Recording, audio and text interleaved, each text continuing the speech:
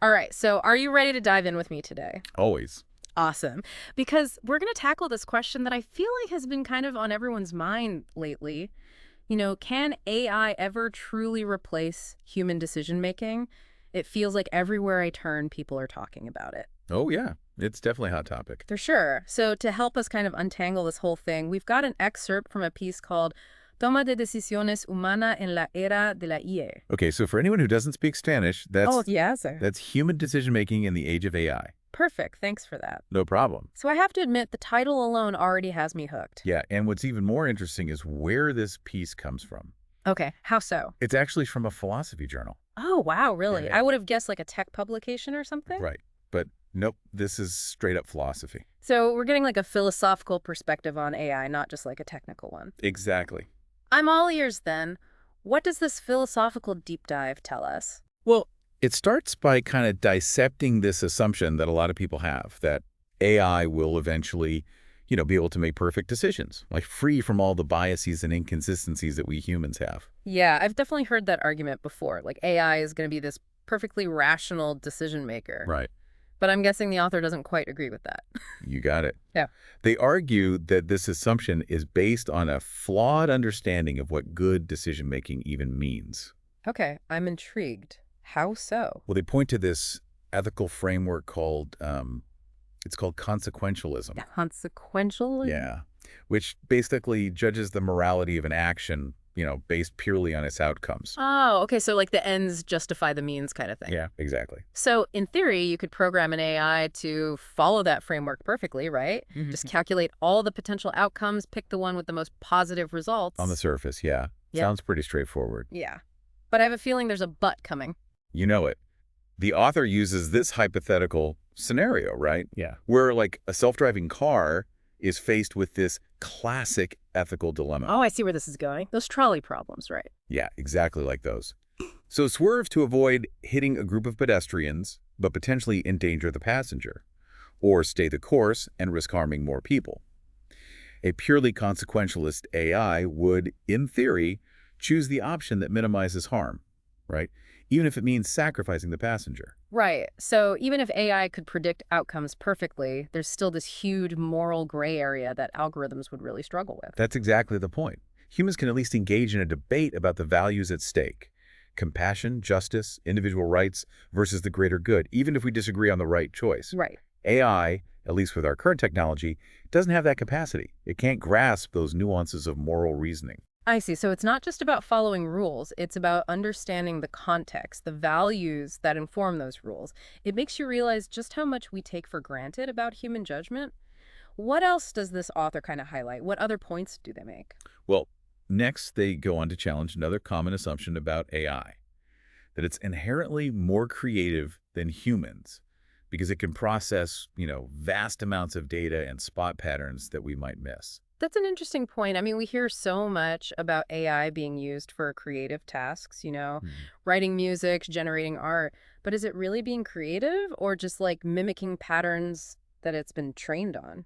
That's exactly what the author's getting at. They argue that true creativity isn't just about generating these novel outputs, it's about understanding the meaning, the purpose behind those outputs. Oh, okay. I'm listening. The author uses this great analogy. Imagine like an AI that's been trained on every piece of classical music ever written, and now it can compose technically flawless symphonies. Okay, so technically impressive, but what's missing? Well, the author would argue that while the AI's symphony might be beautiful, it lacks the emotional depth, the intentionality of a human composer. Right, like a human composer who's pouring their heart and soul into their work, who's trying to convey a specific message. Exactly. So it's kind of like the difference between like a technically perfect painting and one that truly moves you, that makes you feel something. I like that. The AI might nail the technique, but it's missing that spark of human emotion, that human intention. Exactly. And this kind of leads to another point that I find fascinating. The whole role of intuition in decision making. AI relies on data and algorithms, right? But so much of human decision-making, especially in these complex situations, involves this gut feeling, this instinct that we can't always explain. Oh, for sure. Think about any time you've had to make a tough decision, a career change, a big life decision. Logic and data can only take you so far. At some point, you just have to trust your gut. Have you ever had any experiences like that? Oh, absolutely. Yeah. I remember when I was finishing my PhD, and I had this opportunity to join like this cutting-edge research lab, but it meant moving across the country, Hmm. away from everything familiar. Yeah, big decision. Huge, and Yeah. all the logical arguments, Yeah. pointed to taking the job. It was a Yeah. fantastic opportunity, a chance to work with these brilliant minds, but something in my gut just wasn't convinced. So what did you do? Did you follow your intuition or the logical path? I went with my gut. I turned down the offer. Wow. And a few months later, that lab ran into some serious funding issues and ended up disbanding. Oh, wow. It wasn't something I could have, predicted, the data or logic, but my intuition somehow steered me clear. That's incredible. It really highlights how powerful intuition can be, Yeah. especially when you're dealing with situations where there are so many unknowns.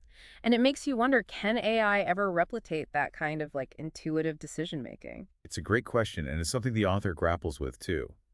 They argue that while AI can be amazing at analyzing past data and, identifying patterns, it struggles when faced with novel situations or problems that fall outside its training data.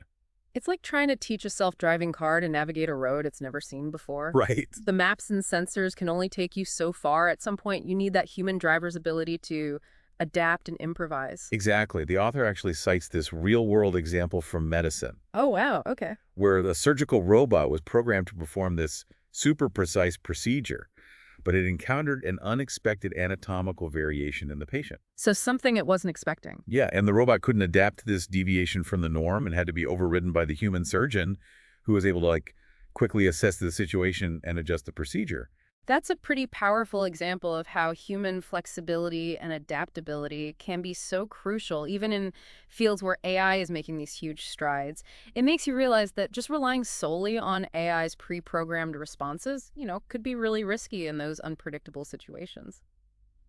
And speaking of risk, does the author address the whole issue of accountability when it comes to AI decision making? I feel like that's a topic that keeps popping up in the news lately, especially with self-driving cars and AI being used in legal systems. Oh, absolutely. The author dedicates a whole section to this, exploring those ethical and legal complexities of assigning responsibility when AI systems make mistakes. It's a tricky one for sure. Right, because even with the most advanced AI, there's always this human element involved. Someone designed the algorithm, someone trained the system, and something set those parameters for its decision-making. It's like this chain of responsibility. Even if the AI is the one executing the decision, there are humans further up the line who made choices that ultimately shape that outcome. Precisely. Yeah. And the author argues that we can't just absolve ourselves of responsibility by saying, oh, the AI did it. Right. We need to develop much clearer frameworks for determining accountability and ensuring that human oversight is like a crucial part of any system where AI is making decisions that could have those, significant consequences. Yeah. It's a sobering thought, but an important one for sure. We can't just blindly trust these AI systems without considering the potential risks and who ultimately bears responsibility when things go wrong. It does make you wonder, though, if this focus on accountability and oversight could potentially stifle innovation in the field of AI.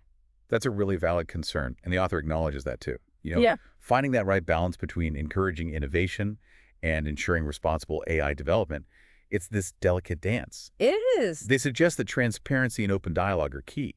Okay. We need to encourage open source development, ethical review boards, and public discourse, around the potential impacts of these AI technologies. So it's not about halting progress, but about making sure that progress is guided by human values and a sense of shared responsibility.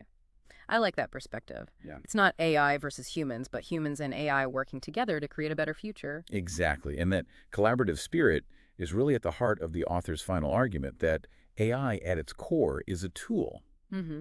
And like any tool, it can be used for good or for ill. The responsibility lies with us, the humans, wielding that tool to ensure that it's used ethically and for the benefit of humanity. Which brings us back to the title of this piece, human decision-making in the age of AI. It's not about surrendering our decision-making power to machines, but about figuring out how to use AI to kind of augment our own capabilities, make more informed ethical choices. I'm curious, though, what concrete steps does the author suggest we take to actually achieve this balance? How do we ensure that those human values remain at the forefront as AI becomes even more integrated into our lives? It feels like we've gone pretty deep down this AI rabbit hole. Who have So what's the light at the end of the tunnel? What does the author suggest we actually do to kind of make sure we're steering this whole AI thing in the right direction? Well, the author doesn't give us like a simple checklist, Okay. which I appreciate. They frame it more as like an ongoing process, Okay. a constant dialogue, Yeah. between the technology and our human values. More of a journey than a destination. Exactly. Okay, I can get behind that. Yeah. But what are some of the landmarks we should be looking out for on this journey? One that they really emphasize is this need for what they call algorithmic literacy. Algorithmic literacy. Okay, that sounds kind of interesting. Yeah. What exactly does that mean? It's the idea that we need to move beyond just being like passive consumers of AI Right. and start really understanding how these algorithms work.